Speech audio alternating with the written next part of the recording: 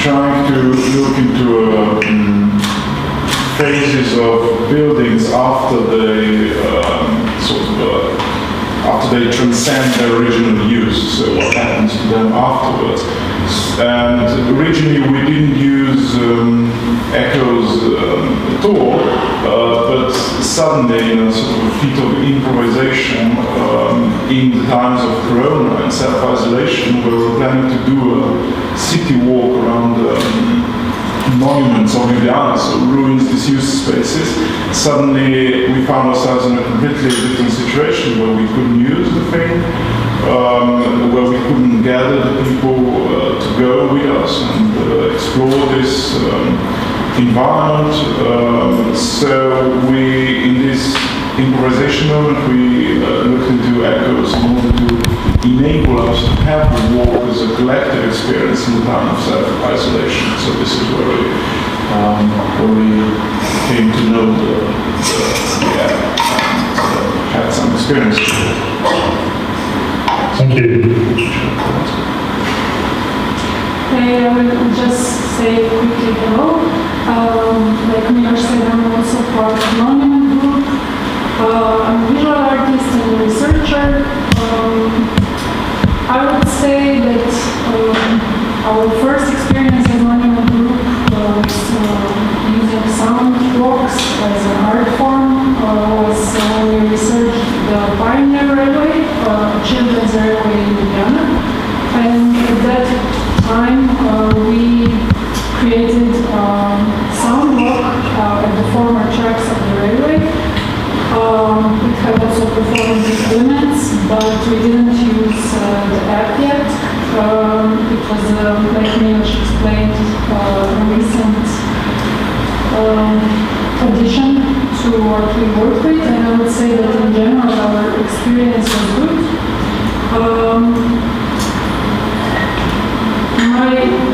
Our interest in using the soundboard was, I would say, coming from the question of how to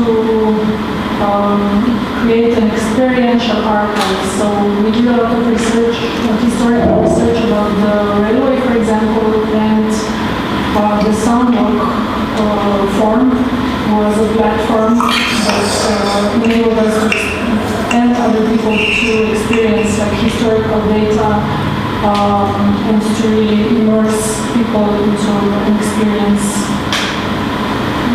Yeah, thanks. On my side. And hello, I'm here.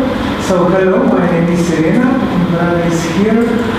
So together we also run a Zona Institute in Ljubljana and a Steklenic Gallery in Greenhouse, just to explain a little bit gallery about the acoustic soundscapes that's in the Greenhouse in the Tibur Garden.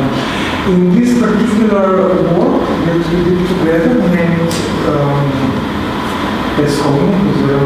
or Sandbox, as we did on application, on echo application. It was for us a very nice experience how to work with different application, because it's not the first application that we did the sound walk. We did about 7 or 8, 9 sound walks around. We also developed our own application, but it's not open. So it's for the echo, it's open to use for the other artists. And if I say just in one sentence, for me, basis in architect is sound walk exploration, how to listen in the space, and based in theater, I like to combine these two disciplines in the art, in theater, in sound walk, and different possibility of digital applications or other tools. Hello, my name is Brana Zulman. As we are told, already told that we are part of the Zona Institute. We are basically doing our things and productions inside and outside venues. We have a project, for example, running on for 11th year. It's a temporary radio for contemporary arts, doing and producing and promoting sound art, radio art, film recordings, etc., which resulted in setting up the gallery in the Locative-Media greenhouse, which was already mentioned. I'm a composer, self-taught,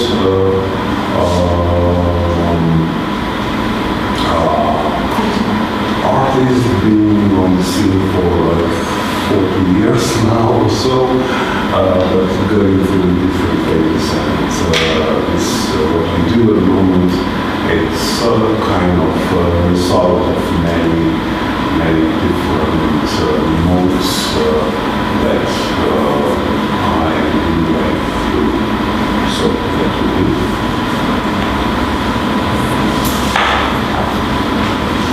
Thank you very much. So,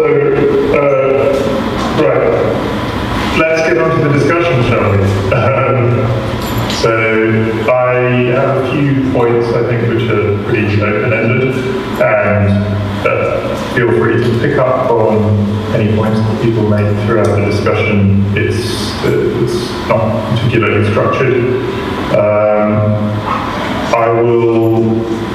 I'm just going to put some feelers out there for discussion, and then please raise your hand if you want to make a point, and we'll try and kick us off.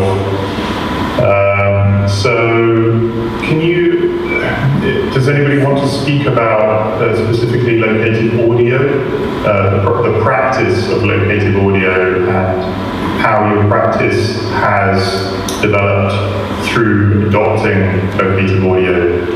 I know that a lot of people started from a different background and may not have been working exclusively in locative audio, or may have only been experimenting in it recently. So I'd like to talk about the process of adopting locative audio. So please stick your hand up, somebody. Go ahead, don't be shy. Go on, somebody, please. Yay! Okay, go. Oh, sorry, I'll just pull some thoughts out. So for me, I came from an artistic background where I was interested in buildings at risk and specific sites, so very site-specific works. So for me, locative audio was an interesting transition of a new way to look at site and site specificity, and also this idea of sort of taking sound recordings, positioning them into a new environment, or then taking something from an environment and placing it somewhere else. So those are just initial thoughts, perhaps to start something off. I came from a background of radio documentary, and then wanting to connect up the stories that you might ordinarily have heard in that space in place and at a location in order to, I think, enhance the telling of the story. There's an interrelationship between story and place at times, and they both, I think, can deepen the experience of being in that place and also hearing that story. And so for me, it's been an interesting journey moving away from perhaps the stereo documentary model for radio and thinking much more broadly about locating sound and layering sound in space and being a lot more experimental, I think, and that's certainly part of the focus of my PhD work.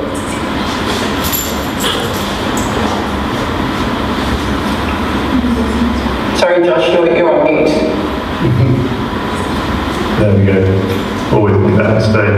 Yes, Fred, go ahead. Oh yeah, for my part, when I started to do locative audio creation, I really understood that what was very important is to let the space talk to you. And then you really have to articulate your sound composition with the sounds already in the place. And slowly I really discovered that it was very interesting to teach people deep listening. I mean, it's not just about putting your headset and listening to the story, which is great, absolutely. But also, it's an opportunity for people to discover how important and how interesting it is to learn, to listen, to teach your listening. And for example, in my case, I became more and more interested by birds. When we talk about bird watching, it's not bird watching, it's bird listening, really, because you see bird with your ears. So yeah, I really found this interesting connection, and I learned a lot with the birds to create Locative-Media creations. That's very interesting, Brett. So, yeah, very interesting point. Ricardo, before I jump to you, I was going to ask if anybody on the floor, Milos, Nan, do you have any points regarding specifically some of the stuff that maybe John T was raising regarding the feeling of place and creating media which is associated with place? I think it's the two experiences we touched on just before were quite different in the sense that one was also technically, I mean, in the case of Pioneer Railway, it was one linear, given longer audio piece that was there to guide and inform the visitor along a specific route. So it was there was spatially directed almost relation between the sound and the space where it traveled along. While the other experience of points in the city that occurred as a sort of experiment to try and think about how to sort of build this interrelation between visitors of the city in changed circumstances of the shutdown, for instance, and us thinking about the radically re-articulated public space, which we tried to do in the case of Ljubljana city center, which was, basically a tourist trap that suddenly became completely empty and completely radically reconstructed in a way. That was more of a, at least in my view, and maybe Nell will have a different view on that, that was more of a decentralized, chaotic in a good way, I think, pointillistic exercise to see how people will also connect the dots themselves or what the serendipitous moment of going through the city center on your own in these changed circumstances will be, because the communication will be less directed, less predictable, less linear, and arguably it was a communication because we thought of our audio points in a way as a start of communication, and we did get quite a lot of feedback afterwards. So this is how, I think it's basically two quite different ways of using the linear or pointillistic way in order to discuss basically space.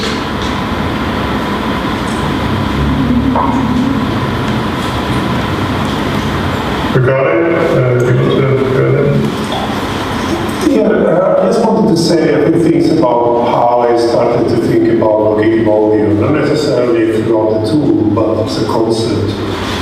I was back in 2001 when I had this piece selected for the National Computer Music Conference in Havana. And I didn't have money to go, so I said, well, maybe I should invent a project or something. So I called this project Archaeology of the Future, thinking of sounds as imagining the Castro era will disappear in 20 years. These sounds will be fantastic to be recorded as an archive. So I went there, just did my job on the ground. I was at Queen's University at the time, the Sonic Arts Research Center. And then, for the first time in my compositional career, I started very early, back in 1985, I think they published first. I couldn't do anything with these materials, and I couldn't understand why for a decade almost. And I think the reason why I couldn't work compositionally with these materials, because they were strongly connected to my background as a Spaniard. You can imagine Cuba, Havana, Spaniards, the history. They were extremely personal.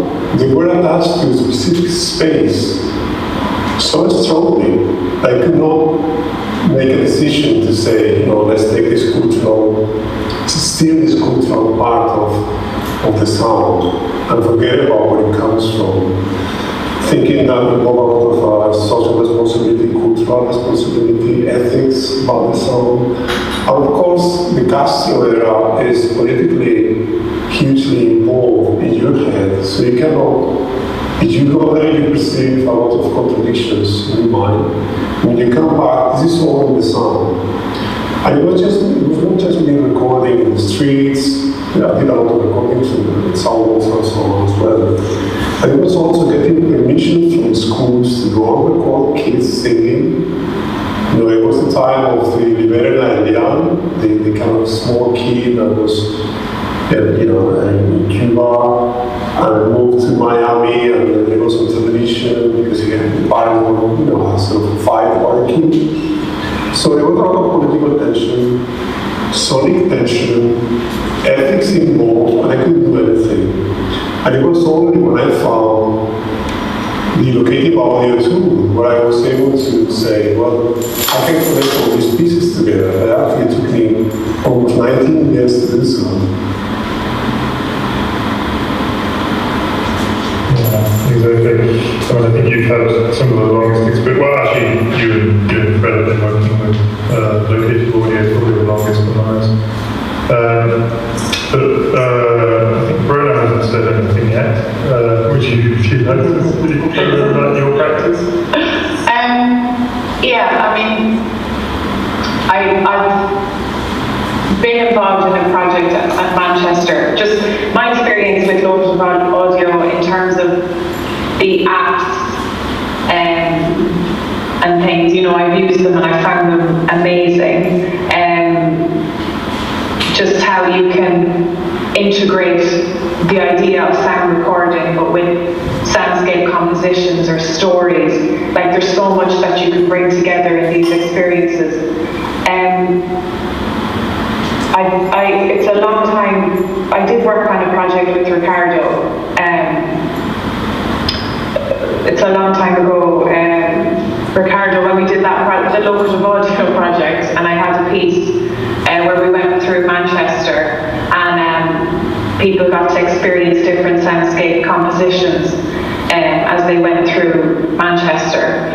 And it was a really fantastic way of just bringing people together and getting them to use the tools that they have, the technology that we have, like a smartphone and their headphones.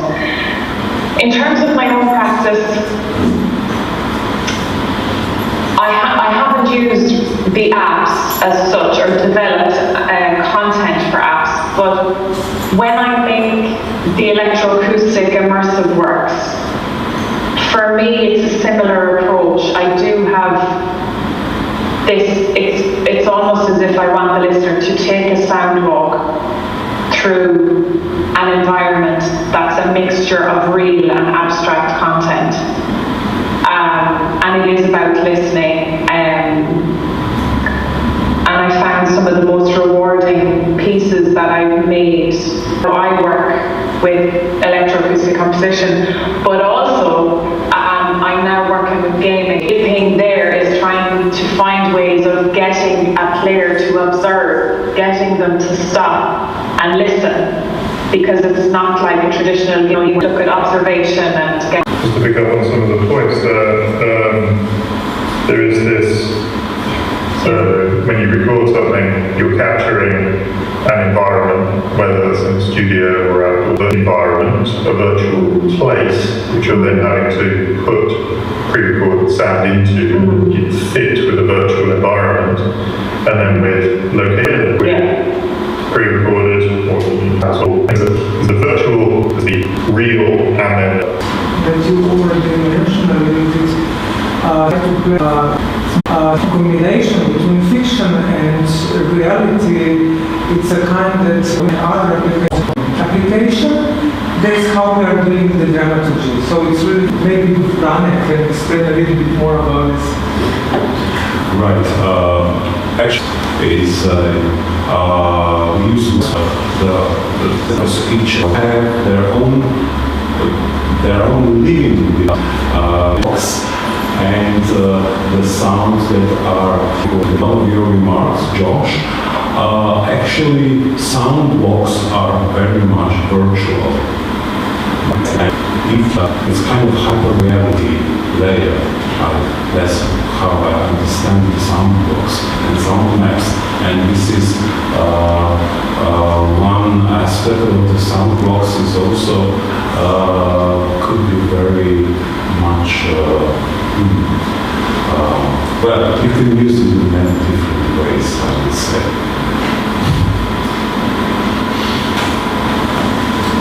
Yes, there are, as I'm sure we all know, many applications of locative audio.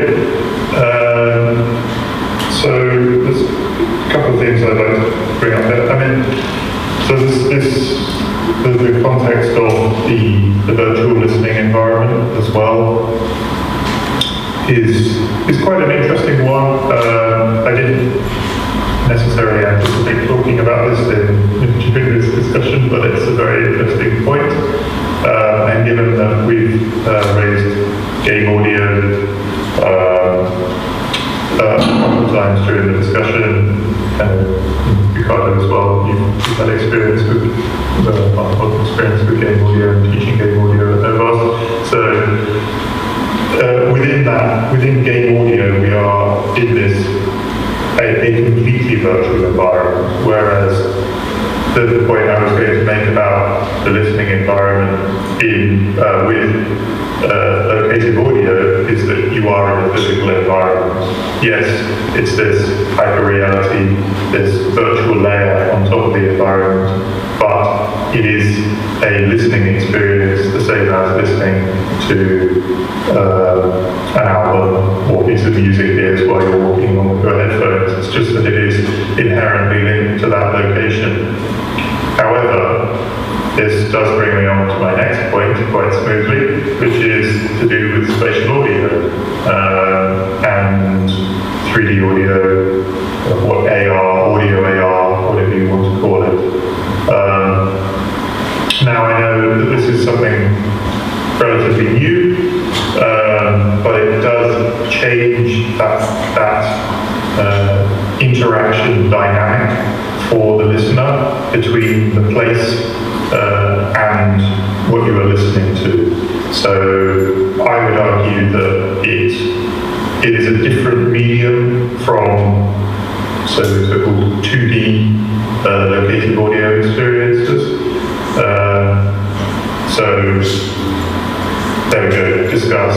Is it different? Is it the same? Or is it just an extension of that? Or is it something closer to virtual reality? And I think probably the person best to speak about this would be Fred. Do you want to say a few things? Oh yes, with a lot of pleasure. Enjoying this conversation. And I like very much what you said before. I'm sorry you are in the room, but I don't know your name. Instead of saying worker, you say passenger. And I like very much the word passenger. Because we are back in the chip. And the question, are you inside the chip in your head? Or are you around? So I'm very interested in this idea also of the texture and the acoustic of the sound itself, because sometimes you can feel that the sound is inside your head and sometimes it's outside. And I like this idea, for example, that the abstract sound is inside your head, but the natural sound is around you. So I think there's a lot to explore in this field. And yeah, regarding 3D, I just understood that it's a total paradigm shift change for locative audio for a big reason. The reason is that 3D audio, you can make navigation system with 3D audio. Because if you know where is the sound, if you know the level of the sound, and you can listen to the frogs on the left at 300 meters, and when you arrive at the frogs, and you listen to someone singing, then you can just go to the singer with your ears because you are hearing the frogs and you know where they are. So it's absolutely marvelous, the possibilities. You know, and I believe that the blind people know this very well because blind people navigate with sound in the city and everywhere. And it's a little bit like this, no? It's getting back this power of navigation with sound with 3D. So for me, yeah, it's a big change. And I'm waiting for it since a long time. We did Generalize in 2017. We put 150 sounds of the rainforest on top of Times Square in New York. It was spanning. You could not say if the sun was in front or behind, but it was good. It was working great, and yeah, so yeah, super excited like this. Yeah, so a lot of possibilities and some exciting stuff in the future to come. Anna, do you want to talk a little bit about your practice and your heritage and 3D audio, what you're good at talking at? So I was actually just thinking, sorry, is it Fred who was speaking? About this idea of the parameters. So what excited me of what you're saying is that 3D audio in this setting has the capacity to sort of create, give you a real sense of, parameters of space and what am I going to do? So in the case of my practice, because it's outdoor work, obviously the spatialization makes something that is really just sort of, I guess let's say a flat environment around you. You're just sort of, let's say a square where I'm working at. There are sort of the natural parameters of there's a road there or there's buildings around you, but you can create and reimagine different kinds of parameters using spatial audio, and also very contrasting ones. I mean, you could take the acoustics of a church perhaps and put it somewhere like that, or something as was said previously, this exciting idea that you could hear something faintly perhaps in the distance, and then the movement, you then go to explore it. So that's very interesting. So it's sort of like, if you're working in terms of sort of working with people, voices, you have the capacity for someone to call to you perhaps, or speak from somewhere and you want to listen in on a conversation. So in the form of narratives, if you want narratives of historical narratives, discussions, you can listen in on discussions, and it's good for directing you. I mean, you already have the map, of course, if you wish to use maps, but you can create a map and create directions of walking based purely on listening, I would say. Absolutely. Yeah. Yeah, so that's just also to add to that, there is this, something we may come back to a little bit as well, is the idea that you are creating these virtual sounds, but they are placed in the real environment alongside the existing sounds of the real environment. So one interesting issue is how those pre-recorded sounds mix with the environmental sounds around you, because you are literally adding to an existing soundscape. Ricardo, maybe with your, how do you think that compares to game audio? And if you have anything to say about previous discussions as well. Well, I think this discussion is fascinating because I don't think it's just a game changer, it's something that it's the way humans have explored navigation through, through history, historian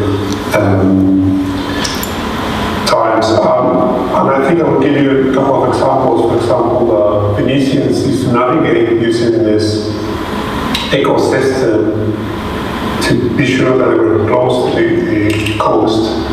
And by hearing the echo, they could actually calculate how far they were from navigating.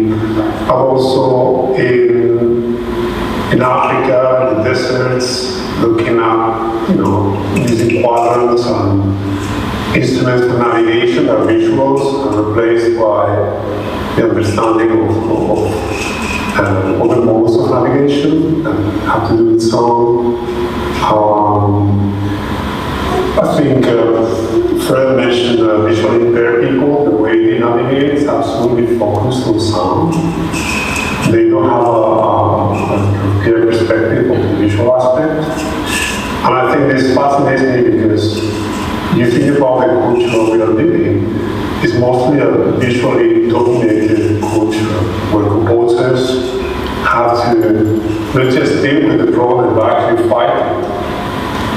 So when you think about creating a 3D oral experience, regardless of the medium, we're talking about Locative-Media, game engines, you're actually facing this dilemma of whether you navigate the narrative or, let's say, assist the listener through this narrative with visual cues or sonic cues. And then very much for the last, I would say, 20 years, been looking at the form, at the latter rather than the form. And this is extremely difficult because this is not the way we are trained. And this is not the way we experience the world. Well, for example, charismatic people did to solve this equation, which is very complex, was to remove the visual aspect. So you can find all this fantastic sound world around you and get every nuances and details about the sound as a three-dimensional space. But the irony about it is our brain reconstructs the visual aspect somehow in an abstract form, meaning that both need to go together. You cannot just say, let's make a navigation system based on sound. It can lead the purpose, but you must take into account that visuals exist, because if we prevent the listener from them, we recreate them. So, for example, in game engines, it's much easier to deal with that problem because the environment is virtual. So in a way we can create the world. In the physical world, it's much more interesting because we have to deal with the environment we have chosen. And the environment we have chosen will be there tomorrow and the day after.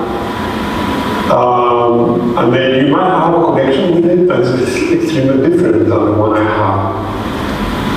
So for example, if you are native from that place, we're talking about La Habana, you may go as a foreigner, not have the same perception. But if you're an American, and your father or your mother own a Buick 1950s car, and then you hear the roaring of the engine, the understanding of space would be completely different.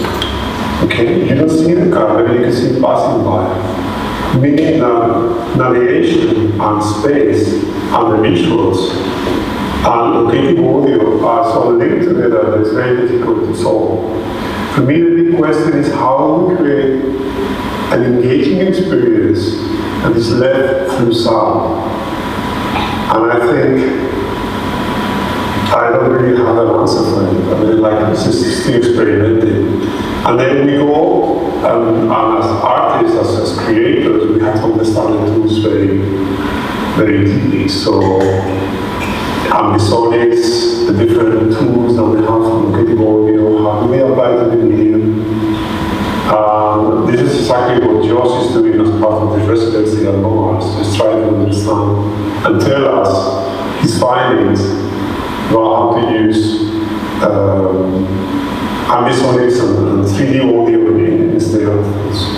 in the context of Locative-Media and space. Thanks, Victoria. Yes, I've got to mention that at the beginning that this was enabled as part of the Eastern GC collaborative project, and my residency at NOMAS touches on all of these things, so ambisonics and the located context, 3D audio, all the things that we were just talking about.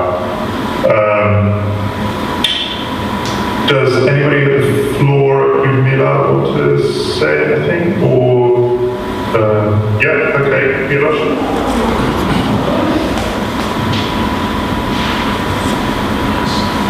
No, I just want to add this really interesting line of thoughts, in as much as how the tool itself helps you to think about space and way. I mean, I'm an architect, so I have an obvious bias towards the visual and the spatial.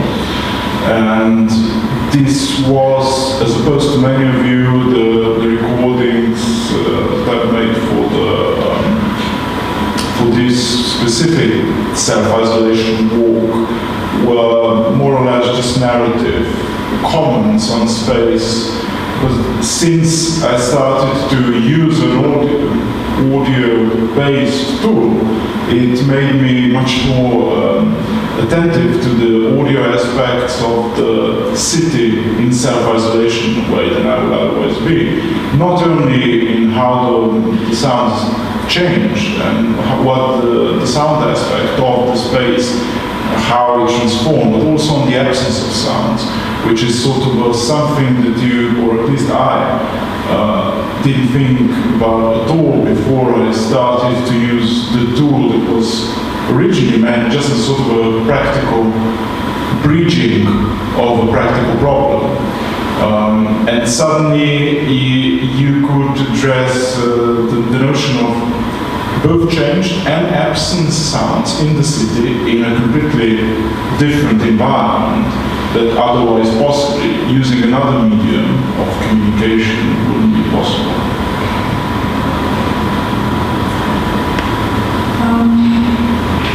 I was thinking when we were listening to your discussions, how something interesting happened during this self-isolation walk. The idea of it was to respond to an emptied out city and to kind of offer, I don't know, a guided tour that would comment or accompany a person who is in self-isolation to do a walk in the city and observe the emptiness and the changes in the city. But actually, with time, of course, the city went back to semi-normal, or at least well, now it's almost back to normal. And for me, it was interesting because I took the sound walk actually on this border of the period. So it was not complete shutdown. There was already some life in the city. And the sound walk itself, so the narrative of the walk, gave a completely different information or immersion into a completely different world. While the world around me went on, it continued its previous life. And I just found this experience interesting because I think that actually what we managed to do without knowing was use the audio walk as some sort of archive of the moment. In a way we can use it reversely as I don't know, if we take this audio walk now, we can immerse ourselves into the Corona times again. So I think that was an interesting aspect of merging these two time zones and experiences. Thanks.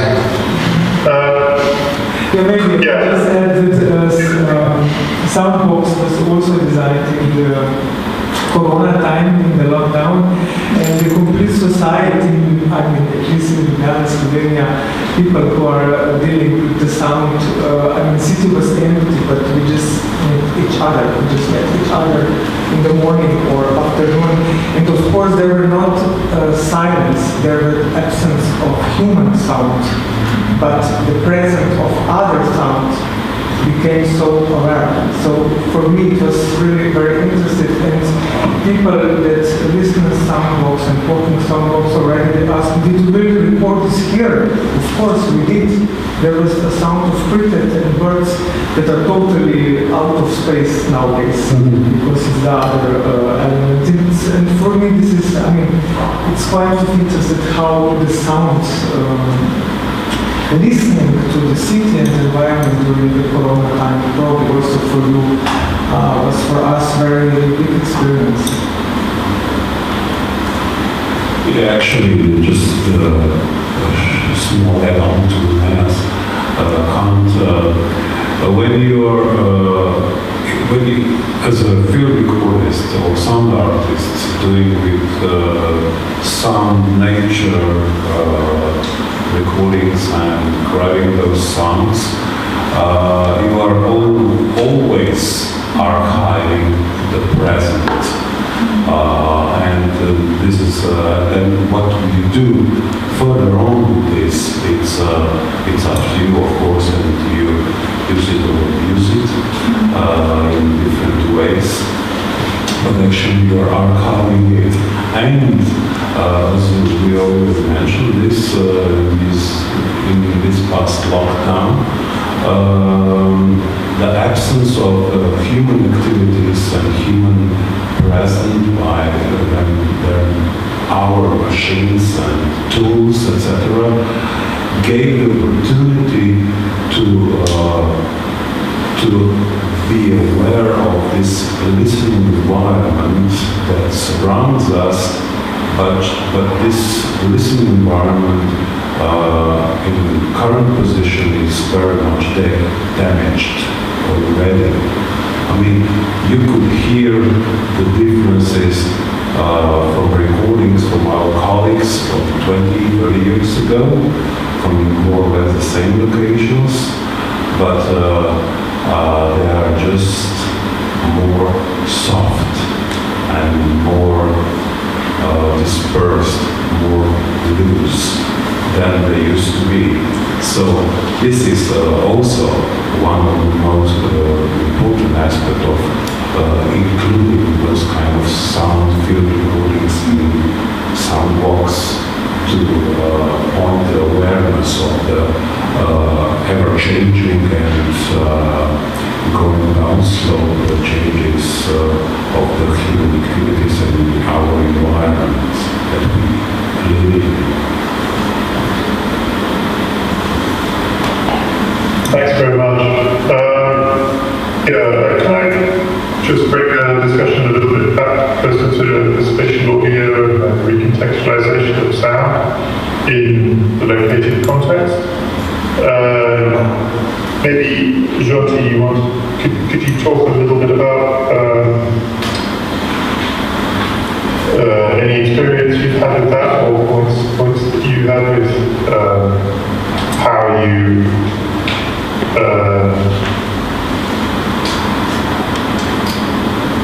place sound in the environment, and any considerations you have when recording sound, hearing sound, or creating sound walks that you've worked on in the past? I think it has to go back to like if you're working with oral history interviews, which I often do, you have to even go right back to the interview stage and think about how the story is going to be presented by your interviewees.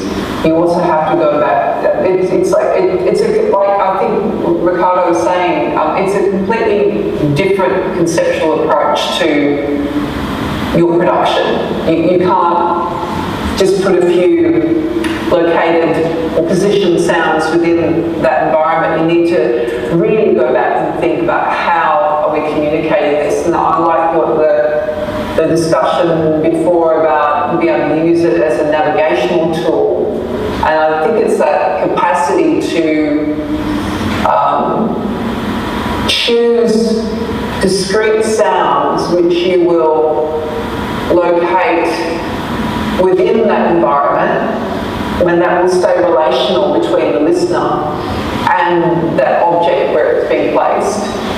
And you can use those to, and I think this is something Anna mentioned as well, to call people towards that location.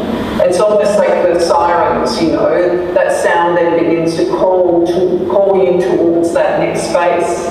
So otherwise you need to rely upon direction that comes from your interviewees or your narrator, etc., etc. So, I mean, it's really exciting. I think that you need to think beyond locating sound in places. You need to start to think about positions, and you need to start to think about relationship between the audience, you know, the person who's listening, with that object as well. So, yeah, it increases the complexity, but I think there's great opportunities there to enhance the engagement, the immersion, the capacity to really immerse someone in the narrative through carefully placed positioned sound. Yeah, I mean, it's something you can chew over for hours, that question, really. Yeah, there's a lot of interest there. And finally, sorry to jump to Brona. I know that you haven't worked with Locative-Media for a while, but in your own practice, you're creating a spatial environment for listeners. So, do you think, what kind of context do you think you have to put people in when you're creating virtual environments?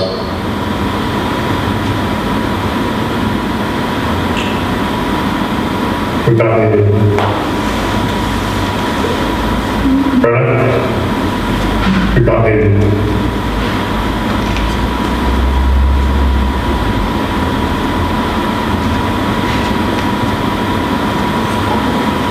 Changing headphones is always a problem. How's that? It's better. There we go.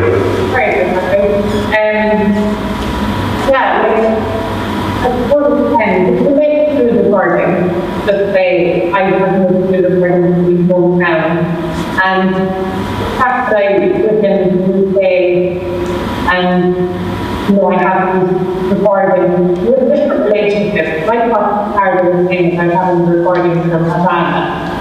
We have different relationships with our field recordings. So some of the works that I made, the only way you knew about the original context of the field recording was from the program notes or the title. And later on I began to think, well, how can I really bring the listener closer to the space that I was recording in, closer to the environment? Because obviously my experience is going to be different to theirs. And that's when, as Janty was saying, she was talking about oral history, maybe in interviews, I started to use them in my work, which helped to guide the narrative through the different places that I had recorded in.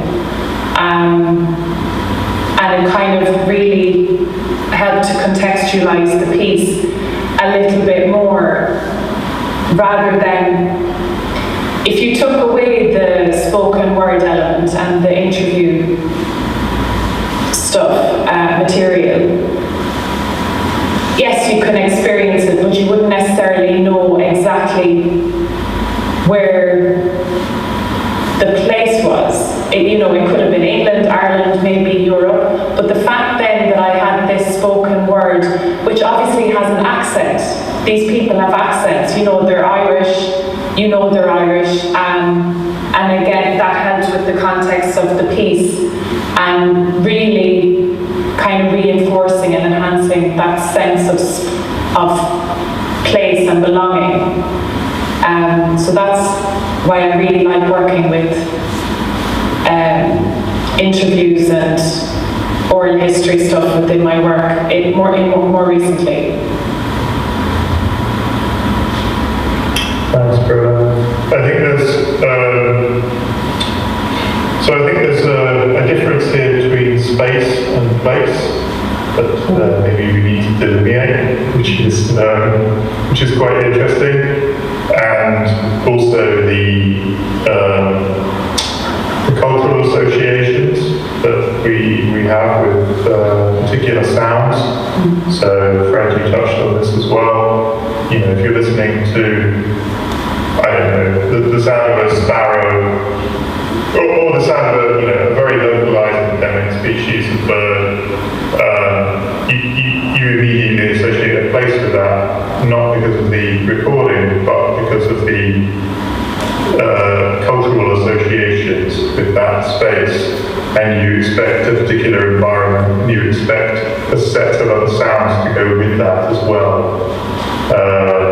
So that's a very interesting way to introduce sounds into a locative piece, because if you recontextualize that, say you play the sound of a blue tit in New York, it's completely recontextualizes it, and maybe, I don't know, subverts the idea of a locative experience. And then I think there's another interesting point, which is with ambisonics, which is you are literally taking the space and then the binaural representation of that ambisonic recording is recontextualized into a completely different space. So, you're being transported into a different listening environment while being physically present in another one, which is more like a kind of studio environment, perhaps, but then you've got this layering of two environments, the real environment and the virtual environment. And then, yes, there's this sense of place, which is a sense of identity, obviously with a cultural sense, but that's the place is inherently linked to your understanding, as opposed to that you're hearing of a place. So there are kind of three different, very interesting different points across that. I'm going to open that one up because that wasn't really one of my points, but does anybody else have anything to add to that? Just raise your hand. Yes, Fred, go ahead. There's a difference between, from my point of view, space and place is that space you cross it and place you live it. You know the place because you have memories. And the distance between 2 points is full of memories, And I wanted to comment about the birds, because we can learn a lot about the intelligence of nature. And it connects also with Ricardo when he's talking that finally we get back a knowledge we have.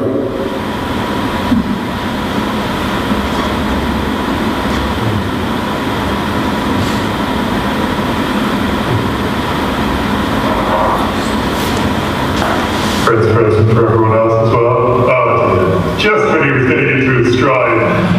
I have to ask him to repeat that when he comes back eventually. The territory. Oh, Fred, we lost you for... Right.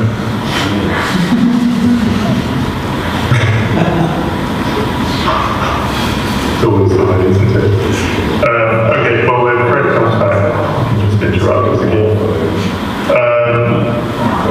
So I'd like to move on to a discussion of, by the way, we're over time here as to the scheduled time. So if anybody needs to go, just raise your hand and tell us when you need to go, okay? So, sorry, I've crashed. You're still present. You're two of you now. But okay. Just saying that, birds, we can learn a lot with intelligence of nature. And when birds sing, they are mapping the space to say, I'm here. And they map the territory, so we can learn a lot of with birds. Yeah. Thank you very much.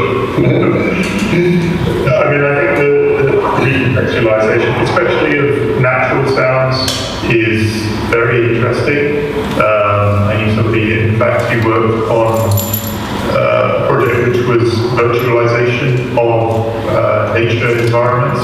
So trying to create the constituent parts artificially of natural environments in order to create, especially for game audio, virtual listening environments just by taking a set of parameters and then recreating a natural environment.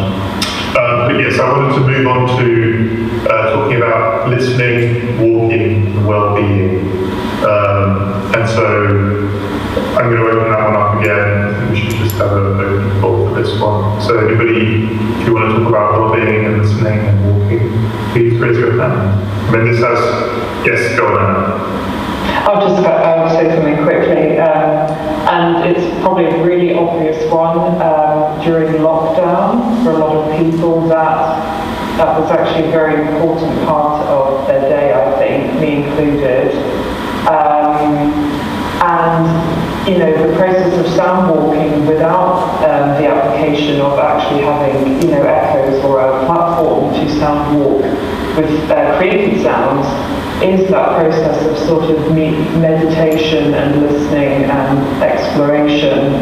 And people have been engaging with that for a very long time, I think, either in terms of field recording, but also just for your own enjoyment, me included. So I just wanted to say you did that. That's the, yes. I mean, I think I didn't necessarily mean it in conjunction with the current crisis, but obviously it's interesting to see a lot more people walking and listening at the moment, especially within their own, given that your own personal space is so well delineated at the moment. Does anybody else have any points they want to make? Yeah, I was going to say, Brian. Maybe just short for me, and I think that walking is an instrument for listening of the space, of the nature, of the environment, of the city. So it's also important that while we are walking, our brain activities are different while we are sitting and listening to the headsets, talking about listening. So that's why walking is, maybe it's a question for some scientists how the walking influences the brain activities, but it's totally different. How do you perceive the creativity? It's talking more about the creativity of brain activity, not the structural activities of the brain. So I'm going to understand you, but while you are walking, you are listening much more active to the surrounding. Not just because of the time that you are walking through the time, of course, is listening practice, but also because the walking practice itself. That is connected to your body and to the brain. Yeah, so the process of actually walking is stimulating your listening. And I think that does anybody have any experience of listening, stimulating, walking, listening, stimulating walking activity as well? So would you be inspired to go out and have a walk from a listening experience? Raise your hand. Yeah, maybe I think it's, if we're doing these projects, the locative audio and stuff, I think it's really great if we, sometimes rewind, forget about the technology and rewind and go back to basics in terms of sound walking and, Hildegard Westerkamp's, maybe re-engage with her her research and her writings, and how do you actually go on a sound walk and how do you engage with your environment? And there's you know, if her writings, they're all on her website and they're free to access. You can do these little exercises where you just listen to your footsteps, and then you listen to the sounds of your clothing, and then you kind of move out and out and out into the environment, and then it's just a way of engaging with the soundscape, you know, and just tuning your ears, you know, retuning. But and it's a fantastic exercise to do for community engagement stuff, projects, you know, when maybe we mightn't have technology available, or, you know, it's low budget stuff. And if you could just take people out on a soundwalk without the technology, and, you know, they write little notes and graphic scores that can be used in works. But one of the things I did find, and maybe everyone can relate to this because of COVID, because I'm in Birmingham City, you know, I was working from home, and then I was, you know, let's go for a walk. Where's that sound coming from? Can anyone? Sorry, thanks. Perfect. Sorry about that. Yeah, being in Birmingham and being in the city. Yeah, like Anna was saying, I'd go up to the local park every day for a walk, and it was a forested area, but it was so busy, and I used to just really get pissed off going up there, but I had no motivation to go anywhere else. It was, you know, I didn't want to drive anywhere, and then I went to Ireland for 5 weeks, and it was like, the only way I can describe it is it's like being a bird let out of a cage. It was just, I walked in the morning, I went running, I did some work, and then I was swimming. And I just listened. And just because I got out of the city, for my mental health and well-being, I didn't realise kind of how closed off maybe I had become during lockdown, you know, being in my house maybe too much, and not wanting to go outside because I was in the city, but also not wanting to drive anywhere, not wanting to cycle. I kind of lost my motivation, but when I went to Ireland, I got that back, and I felt really calm, and I did a lot of sound walking in Ireland, and I really feel that did wonders for my health and well-being. It didn't help when I had to come back to Birmingham, but, you know, that's my problem. I'll have to move at some point. But does that make sense? I think it can do wonders for your, just even being able to see a horizon. I hadn't seen the horizon in a long time, because I'm in this suburb, and then you go into the countryside. This is in the middle of Ireland, and you can see the horizon all around you and the space, and all of a sudden you realise, you know, just the space opens up, the sound travels different, it seems to travel, just, yeah. Anyway, that's all I have to say about that. That was a very interesting point. Yes, Anna. You have to leave. Sorry, I'm so sorry, I have to leave. I apologise. I apologise for any rustling that occurred while you spoke as well. I'm so sorry. Thank you so much for this. It was wonderful. Thank you. And I hope to speak to you all soon. Thank you. Bye-bye. Thanks a lot. Bye.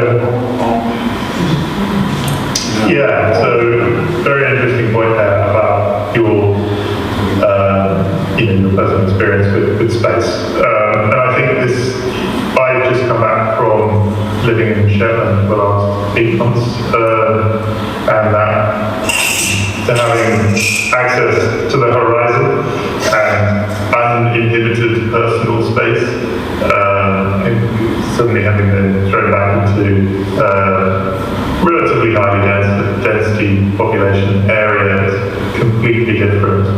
And you know, I was going to say, it's quite interesting that their I think that, I don't know, it's like, the population density is minuscule. I think I was looking at the population density in Manchester, it's like 4,000 per square kilometre or something, and in Shetland it's something like 150 people per square kilometre, or even, maybe, I can't remember, anyway, tiny. But you wouldn't, I didn't feel the need to put on headphones and go for a walk there. But here, with high population density, I feel that putting on a pair of headphones and having your own listening environment gives you a bubble in which to listen.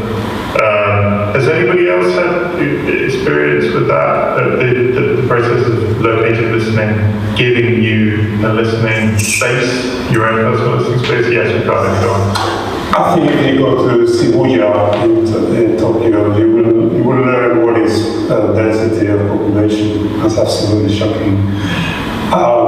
No, actually, I was more interested in hearing, because you're discussing now well-being on cities and space and places.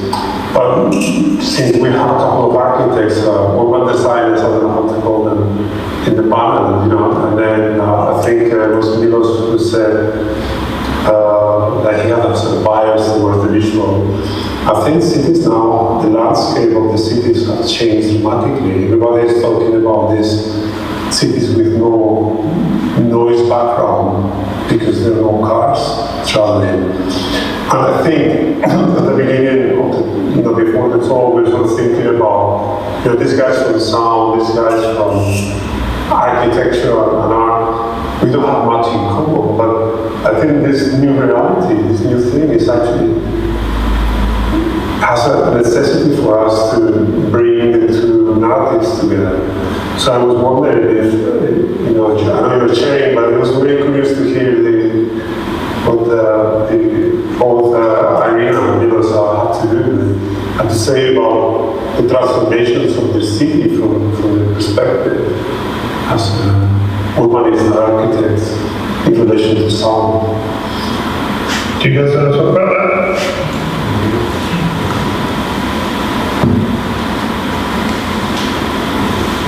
Yeah, I think it was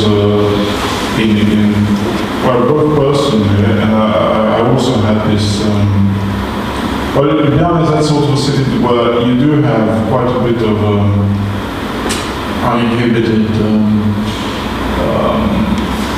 view all around towards the mountains far away and so on. And there's lots of parks, and the experience of city becoming inverted.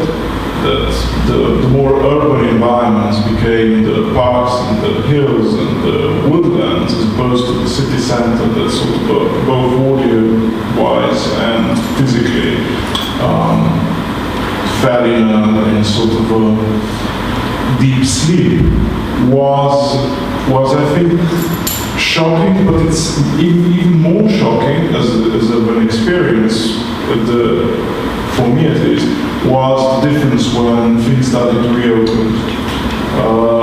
Because for a very short time, this realization of the great perceptual change was present, and the interesting thing is how quickly it became part of the archive. How quickly the city continues as normal, how quickly we forget the sounds, how quickly we remember them only when we go to nature again, and how quickly everything has reverted. Maybe it will revert again because the spikes up and down that we constantly follow in different places. But I think this second shock of the easiness to revert back to normal, or back to what maybe shouldn't be normal, is maybe even more shocking than realization that the city could be different in audio as well as spatial terms.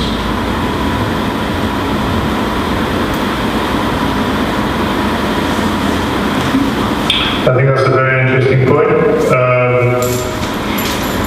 In terms of reassessing how the cityscape has changed in terms of sound. I remember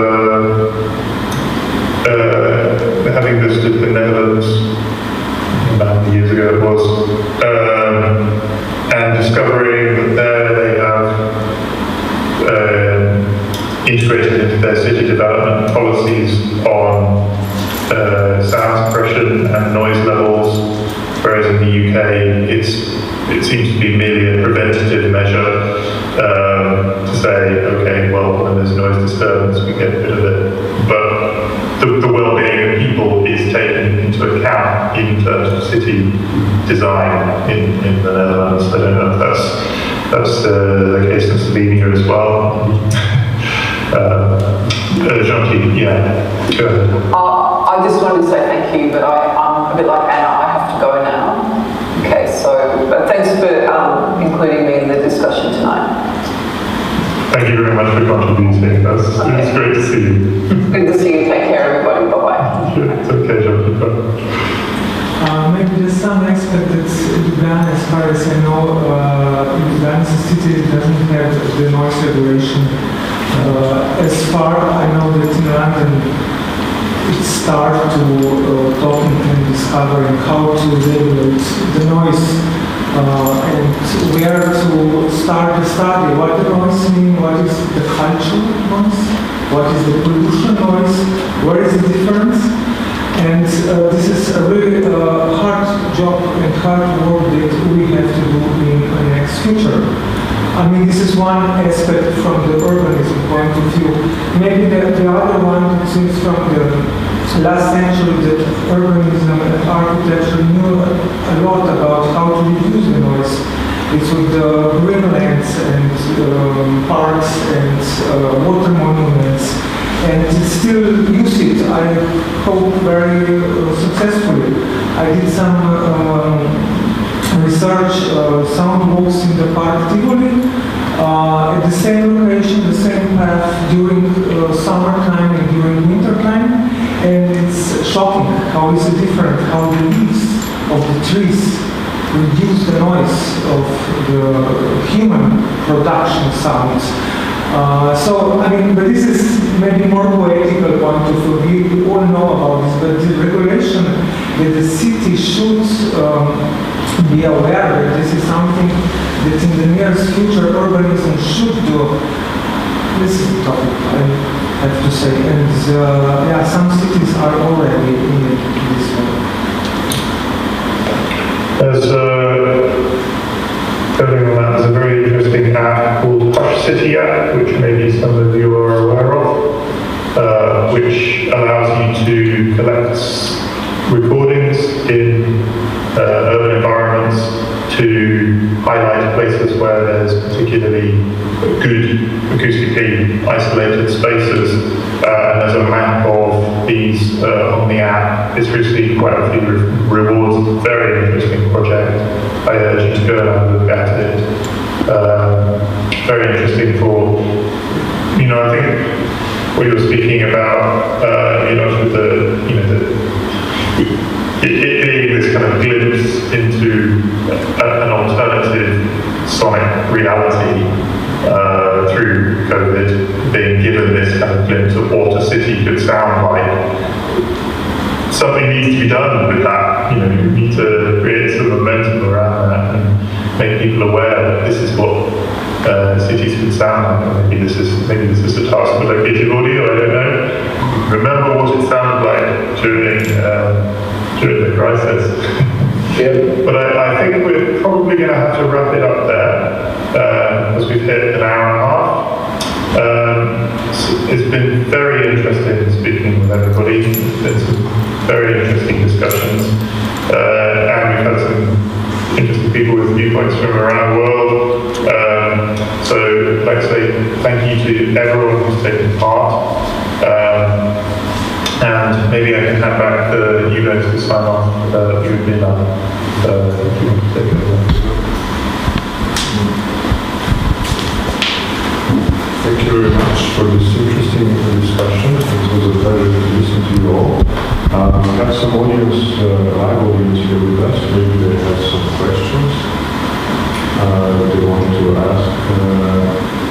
But for me it was interesting, I started to think of sound as something that is usually referred to as a disturbance rather than something that you only are aware of some sounds that are affecting you negatively.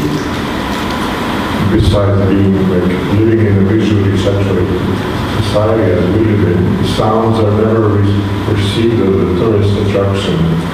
I'm not calling for any mass tourism here, but I could imagine like people who travel to hear some specific sound in a specific town.